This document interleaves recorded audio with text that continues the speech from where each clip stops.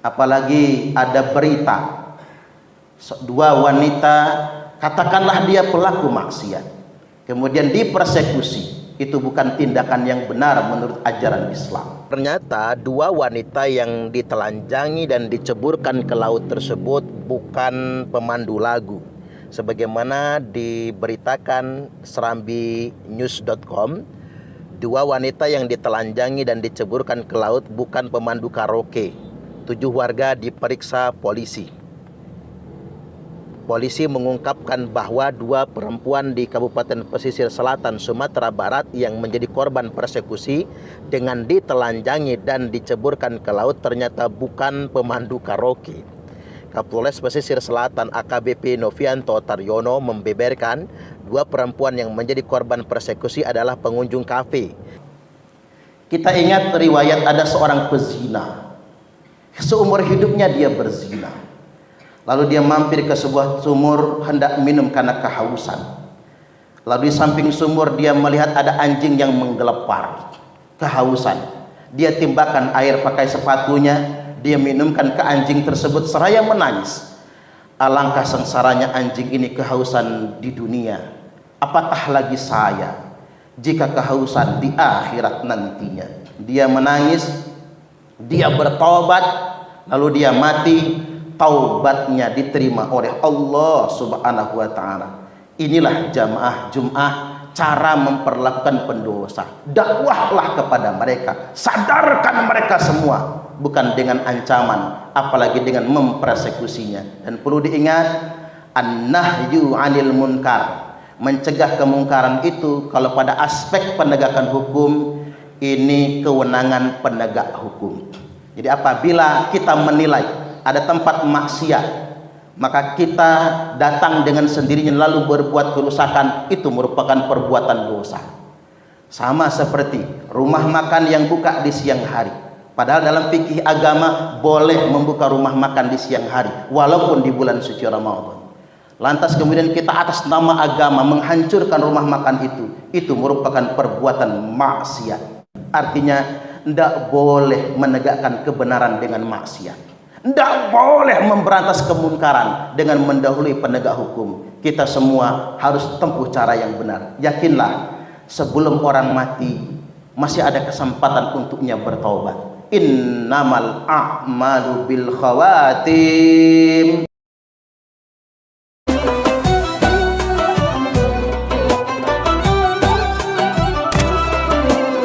Jamaah sholat Jum'ah Masjid Baitul Mukmin rahimakumullah.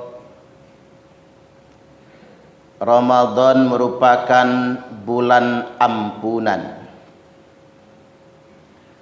Man shoma ramadhana imanan wahtisaban ghufira lahu ma taqaddama min dzambi. Barang siapa yang puasa Ramadan dengan keimanan dan ketulusan, pengharapan penuh kepada Allah, maka diampuni dosa-dosanya yang telah lalu. Atau dalam matan yang lain disebutkan sabda Nabi, syahrul ramadhana syahrun kataballahu alaikum siyamah. Bulan Ramadan merupakan bulan yang Allah tetapkan atas kalian semua untuk berpuasa. Wa sanangtu lakum qiyamah, dan aku sunnahkan atas kalian salat tarawih pada malam harinya. Faman shamahu wa qamahu, barang siapa yang berpuasa dan menjaga qiyamul Ramadan, salat tarawih, kharaja min dunubihi, maka dikeluarkan dosa-dosanya. Kayaumi waladathu ummuh, dia akan kembali seperti bayi yang baru lahir dari perut ibunya, atau kembali seperti hari saat dia terlahirkan dari perut ibunya. Artinya tanpa dosa sama sekali. Inilah janji Allah untuk orang yang berpuasa di bulan suci Ramadan. Maka para sahabat bertanya kepada Nabi, "Ya Rasulullah, apakah yang diampuni dosa itu adalah orang yang mendapatkan Lailatul Qadar?" "Bukan," kata Nabi.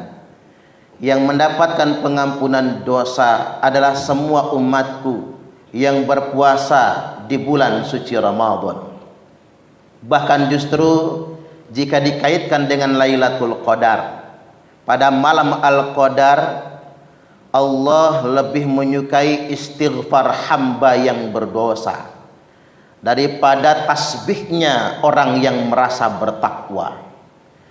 Allah lebih menyukai tangisan orang-orang yang berdosa daripada tasbihnya orang yang merasa solih, orang yang merasa suci, merasa seolah-olah dia sudah dekat dengan Allah. Justru Allah lebih suka dengan tangisan, rintihan dan ratapan orang-orang yang merasa banyak dosa dan bertaubat kepadanya. Di sini kita bisa mengambil pelajaran bahwasanya Islam ini adalah agama ampunan. Maka yang pertama, kita punya kewajiban menyampaikan ampunan, kafarat, pelebur dosa untuk orang-orang yang taat dan rajin beribadah. Orang yang puasa Ramadan diampuni dosa-dosanya. Orang yang berwudu dengan sempurna, berguguran dosa-dosanya. Orang yang berangkat ke masjid pun dicabut dosa-dosanya. Ketika kita sholat berjamaah, imam mengucapkan amin, makmum membersamai amin, dan bersamaan dengan aminnya para malaikat, maka diampuni semua dosa-dosanya.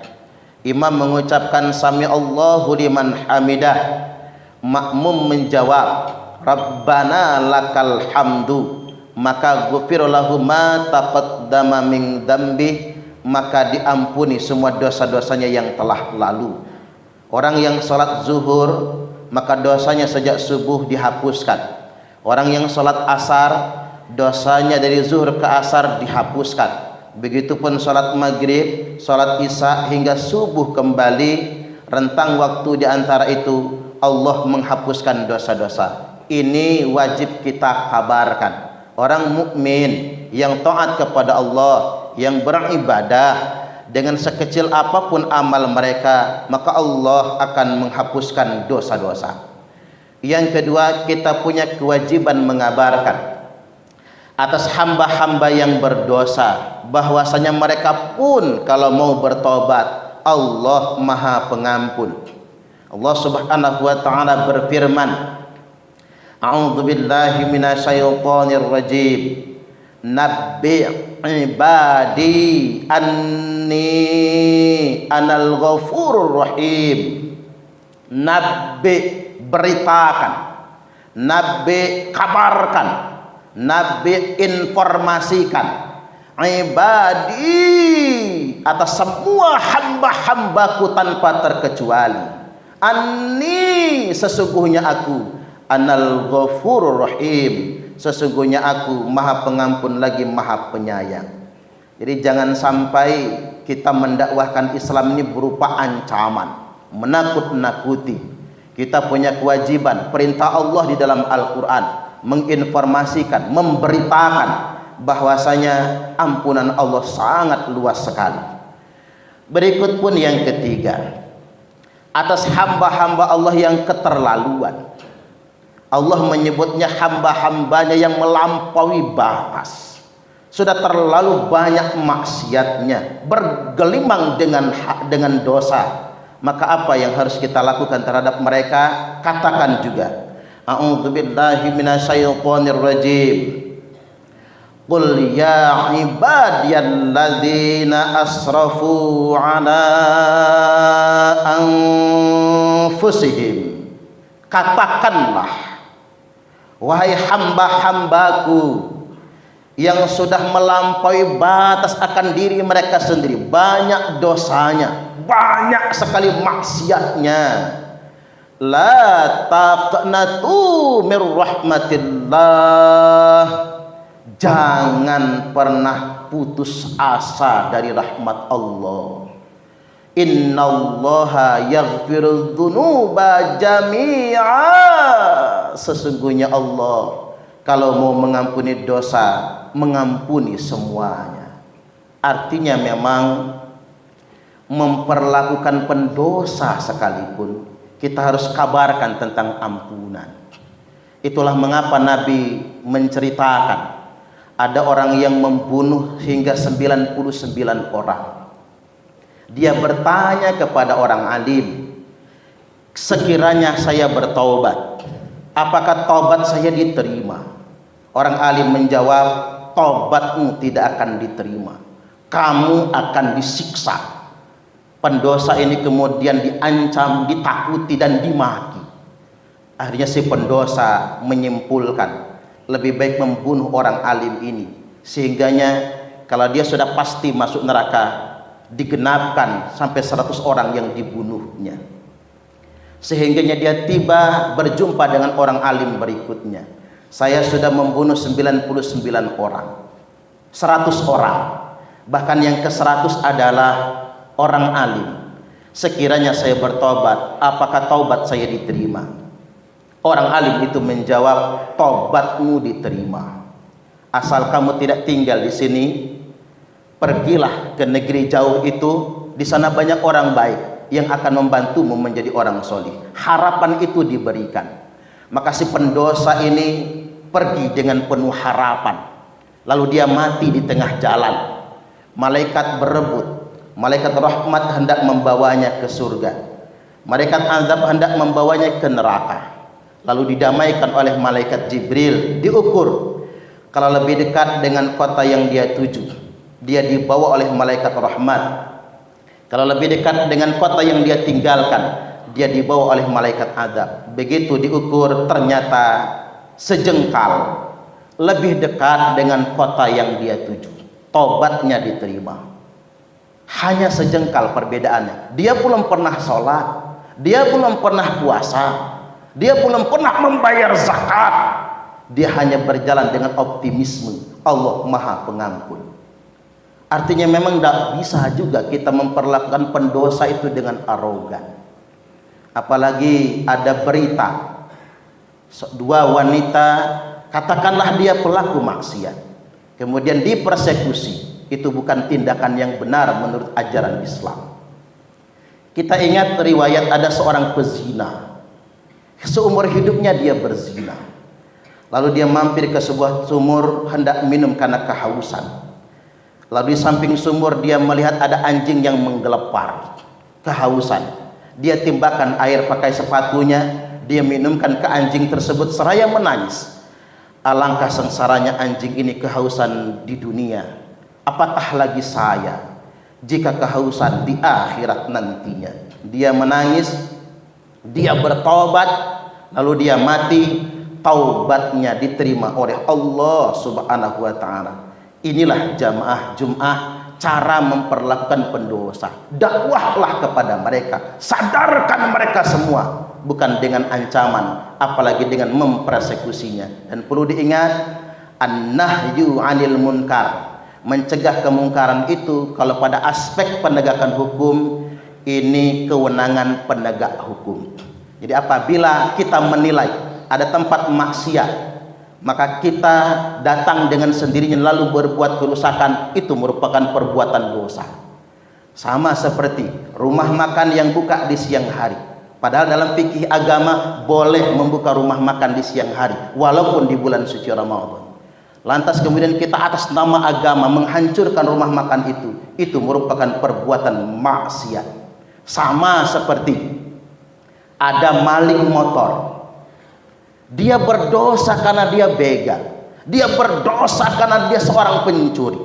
Tapi ketika maling motor itu kita tangkap, kita gebuki ramai-ramai sampai dia mati, ingat, dosa si pencuri hanya berdosa sebagai pencuri. Sedangkan kita yang memukuli, walaupun dengan satu tinjuan saja, telah mendapatkan dosa membunuh.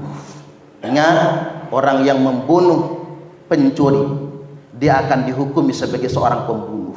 dan dia akan dimintai pertanggungjawaban di akhirat nanti. Artinya tidak boleh menegakkan kebenaran dengan maksiat, tidak boleh memberantas kemunkaran dengan mendahului penegak hukum. Kita semua harus tempuh cara yang benar. Yakinlah, sebelum orang mati masih ada kesempatan untuknya bertaubat.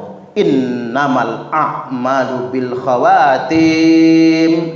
Sesungguhnya segala amal itu tergantung pada akhirnya.